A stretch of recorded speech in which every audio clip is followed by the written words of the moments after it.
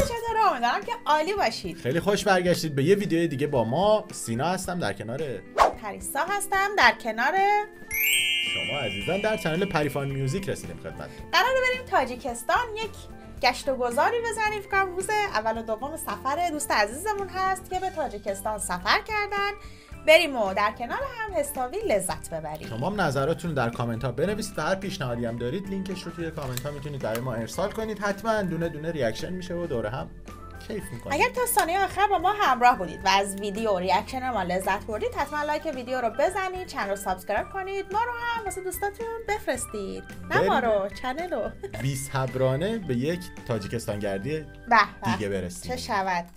سلام بچه‌ها، امیدوارم خوب باشید. سلام. بالاخره بعد یه ماه اومدم ولاگ روز اول و دوم سفر تاجیکستان رو براتون بذارم. دوشنبه. بچه‌ها سلام، بهارتون مبارک. البته پیشاپیش ما داریم میریم یه سفری که خیلی هیجان انگیزه. واقعا نگاه دارم می‌بینم یه جای آشنا رو کشف کنم. خودشون میگن که از ما ایرانی ترن و اینکه هیچ مرز مشترکی با ایران ندارن. میتونین حدس بزنین کجاست؟ بله. دوشنبه. اینجا اومده مرز مسافرتی رو بگیریم که هر نفر میتونه هر سال حد اکثر $500 رو به نرخ دولتی از فرودگاه امام تحویل بگیره. هواپیمایی اونم سامانه بود که برای خود تاجیکستانه. اسمش معلومه دیگه، سامان ایر.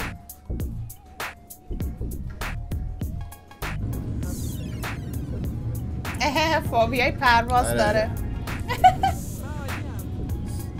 معلومه. شما را از نام شرکت هواپیمای سامان ایر و گروهی مهمانداران داخل هواپیمای بوئینگ 737 900 خیلی مقدم میگوییم. شامل 22 درجه گرم میشد. معلومات بیشتر را به شما مهمانداران ما پیش از پرواز نه از اینا دو در عقب، دو در جلو. همه دارن، همه هواپیما دارن. نه این قسمتش برای جالبی بود. میدونی اون کجاست؟ دماوند زیبا بود فکر کنم. اینجا نمیتونم از بالای کدوم شهر رد شدیم اما توجهمو جلب کرده بود. اگه شما میدونید تو کامنت ها بهم بگید. مشهده.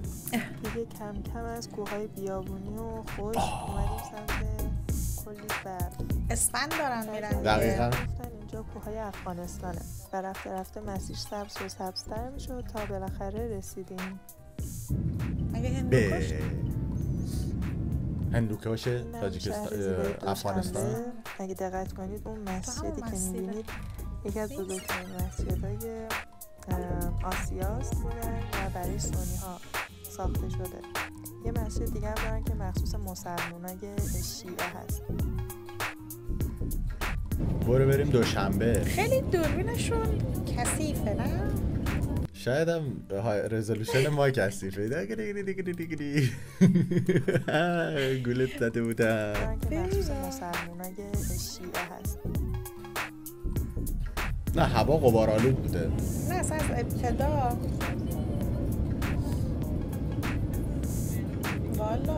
والا به خدا. لحظه شیرین فرود برای کسایی که میترسن.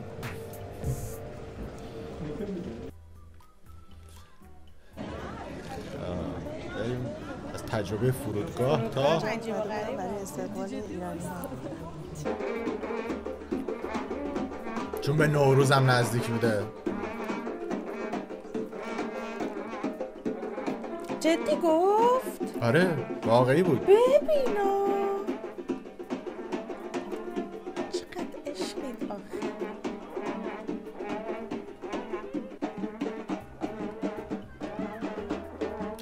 آفرین آدم لذت میبره از این خوش آمدگویی دیگه. نگاه ته خلوص و مهربانیه این کاره. البته احتمالاً تورهای مسافرتی مختلفی تو پروازه بوده. آفرین. از طرف اونا مدیریت شده. عزیزا چقدر مهربون. چه دوستمون قد بلنده. بهش نمیخوام مختل نشسته بود.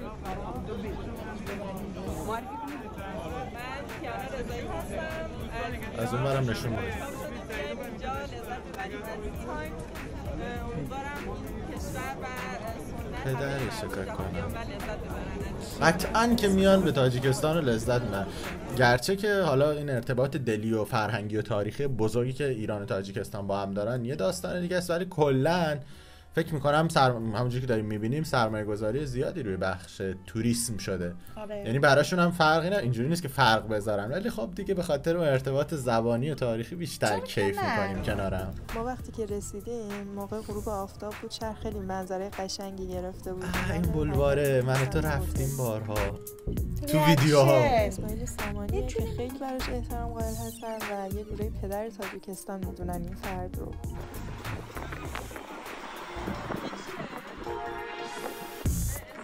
چقدر خوشگله. دیفکتو دارید؟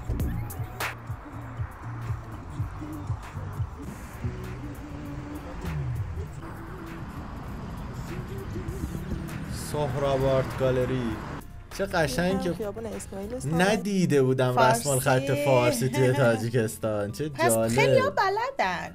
آره بعضی ها که میخوان مثلا شعرها رو بخونن اصلش و اینها شاید مثلا یاد بگیرن. بله. ولی فکر کنم بهش نیازی ندارن کلا. این هم خیابون اسماعیل سامانیه که هتلی که ما بودیم حیات جنسی توی همین خیابون بود. حیات ریجنسی. اون زمان که ما رفتیم آخرای اسفند ماه رمضان بود و غروبا هتل افطاری هم میداد. البته هزینه جدا داشت، روی اتاق‌ها نبود. شب اول با فیلم دیدن و سفارش دادن KFC تموم شد و رفتیم برای روز دوم. اینجا میتونید همون مسجدی که اول ولاگ بهتون گفتم هم ببینید. کلا ویوی اتاق خوب بود و المان‌های اصلی شهر تقریبا مشخص بود. ما نمیبینیم، خیلی تاره. این مسجد رو من دیروز دیدم توی ویدیو که داشتم میدیدم. دوستمون علی سلطان رفته بود و قشنگ داخلش وارد شد. مسجد قطر، مثل اینکه قطری ها اومدن توی تاجیکستان ارتباطاتی که داشتن دولتی سیاسی با هم یه سرمایه گذاری کردن، 70% هزینه مسجد رو اونا دادن. مناره های 120 متری و گنبد 70 متری، اصلا یه چیز عجیبی. آره خیلی قشنگ و زیبا هم بود، جای قشنگی بود، پر از آرامش. دوم اولش اومدیم صبحانه رو خوردیم، صبحانهش کامل بود، ذائقه‌اش شبیه ما ایرانی‌ها. جون سالم ها، ببین زندگی سلامت که ما خیلی باش آشنا هستیم. خیلی اصلا ما خودش آماده شدیم تا بریم پایین همراه تور بریم سمت شهر تاریخی حصار. مدل موهایی که همه‌شون شبیه همه پسرا فارسی گوش میدن. الان هم بریم سمت قلعه حصار. چیزی جالب اینه که المان سبز خیلی شهر دوشنبه دیده میشه، تاکسی‌هاشون رنگ‌آمیز ساختمونا کلا سبز، دلاشون سبزه. المان کشورشون تاکسی هم پره توی شهر خیلی.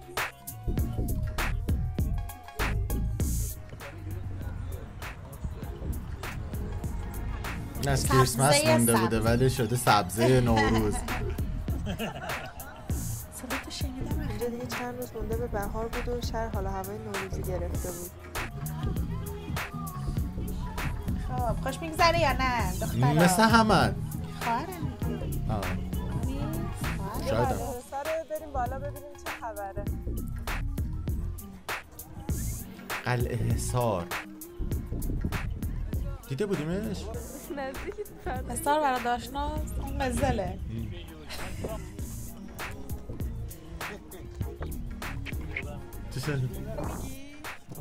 لباس داشتی آره. خدا چی؟ چرا؟ قشنگه خدا. دقیقاً. آها اینه عمارت اصلی. ما تا نریم نمیفهمیم چه خبره ها. حصار باستان. فارسی بلدین؟ بله. اسمتون چیه؟ اسممون؟ آره. نعیم جان. نعیم جون؟ اسم شما؟ رومایسا. اسم شما؟ زلیخا. از مدرسه اومدین؟ تعطیل شدین؟ مکتب بریم بازی کنیم.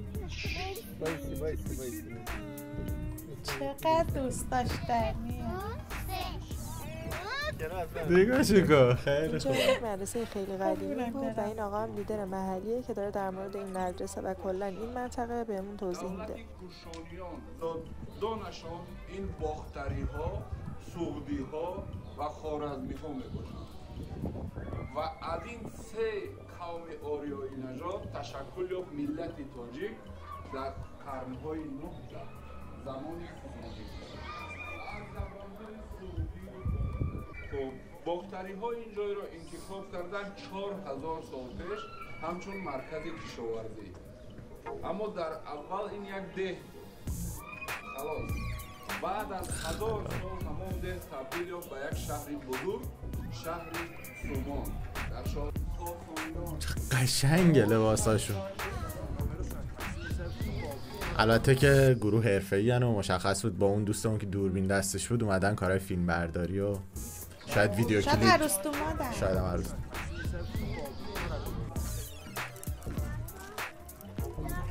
شاید تیک توکرن. شهری اوجان این شهرهای بزرگ شهر 4 شهر بزرگ پنجکه اینها قدیمه هستن، باستانی هستن. خوجندی باستان، فروشکده استرفشن، پنجکندی قدیم، سرزمی باستانی، حصار شادمان. از 4000 سال پیش بوده ولی تو 500-600 سال اخیر بوده که این رونقو داشت. علی رحمان رئیس جمهور تاجیکستانه که حدود 30 سال رهبرشونه و خیلی دوستش دارن. بوده و زبانشون فارسی بود اما از سال 1920 با اومدن روسیه فارسی حرف زدن اینجا ممنوع شد و حتی جریمه داشت.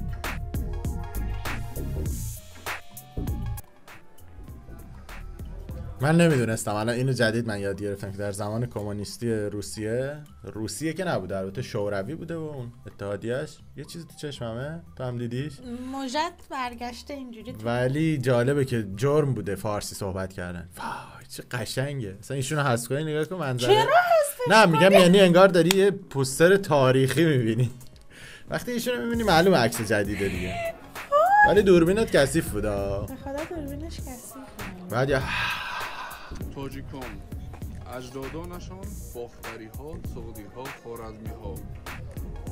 منطقه های جغرافیایی که تاجیکان زندگی میکردن در هر دوره هر نام داشت و مانندی مثال در زمان ایرانی بزرگ باختر، سوغد، خوارزم، بعدا تخارستان، سوغد، خوارزم، بعدا ماوراءالنهر، بعدا خراسان، بعد از خراسان باز امپریاهای دیگر بود و در آخر امارت بخارا.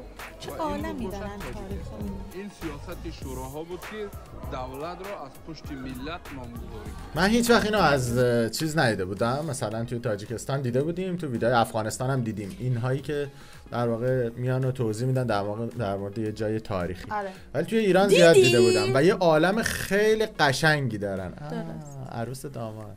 و یه عالم خیلی قشنگی دارن این دوستان، خیلی دانش دارن و خیلی هم علاقه‌مندن که برای توصیف کنن، چون تو اون محیط ها دیگه انگار خیلی اختن باهاش، خیلی ببین شما مثلا یه نمایی رو میبینی تاریخیه ولی این تاریخ چی گذشته مثلا اون میدونه خیلی تک اون آجراش و اینا رو دیگه اونجا میدونه چه خبر بوده، کیا رفتن، چطور ساخته شده. تاریخ رو باید خون پر از درس. دیدی عروس و داماد بودن گفتم خیلی خوب تشخیص دادی. گفتن تو چاه. خوشگل قلعه، چه سالمه ماشاءالله، سرپا، دیوارا. قدر میدونن تاریخ رو. در دو عالم نیست ما رو با کسی گردی دوبار هر که ما رو رنجه دارن راحتش فهمیدی؟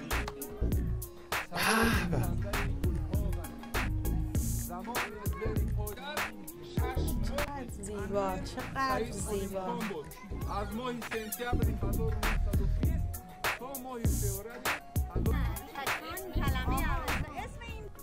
این ها لباسای سنتی تاجیکی به اسم چکر. رنگ و وارنگ، همگی زیبا. این قسمت بسیاری از دختران اومده بودن برای تمرین رقص نوروزی، خیلی زیبا بود چون که امام علی رحمان رهبرشون دستور داد که امسال نوروز همه باید برقصن. به به. بریم. دوستمون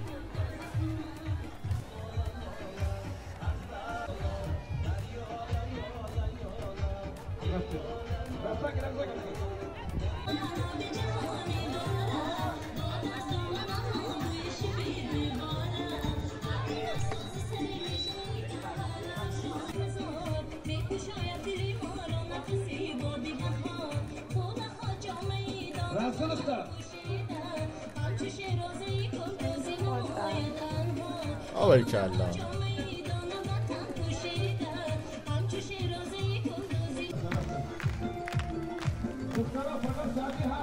دخترم باید برقصن. خوشگله باید برقصن.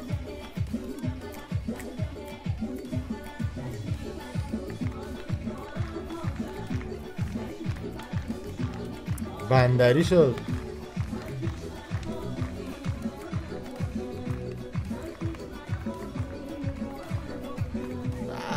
به شادی و ای خدا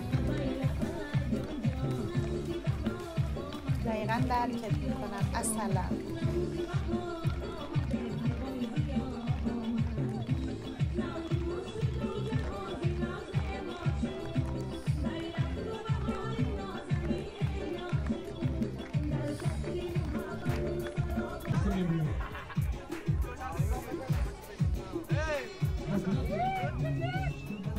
کی با هر پوششی که دوست داره میاد میرقصه شاده و تو شادی اشتراک میکنه و اینقدر قشنگ. خیلی خوب، حس قشنگیه. یعنی 100% دقیقاً بغض دوستمون مثلا منی که دخترم متوجه میشه. بله توی ایران محدودیت‌های متفاوتی سالهای سال، حالا الان جدیدن یکم مردم خودشون راحت‌تر شدن نسبت به قبل، ولی اصلا آره حیفه. شادی اصلا سهم مردمه، مال مردمه. بشید سوارکاری رو امتحان کنیم.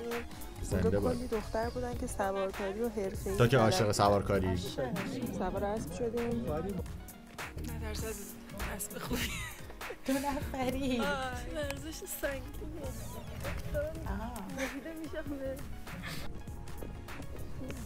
خوشگل اسب، چه از زیباست. اوه اوه اوه این تازونه ها آره دیگه اخت شدن. بعد روی همچین مثلا سنگ و لاخ و اینا خیلی سخته. این فیلمه. این فیلمه؟ آه فوتو با ما میشه.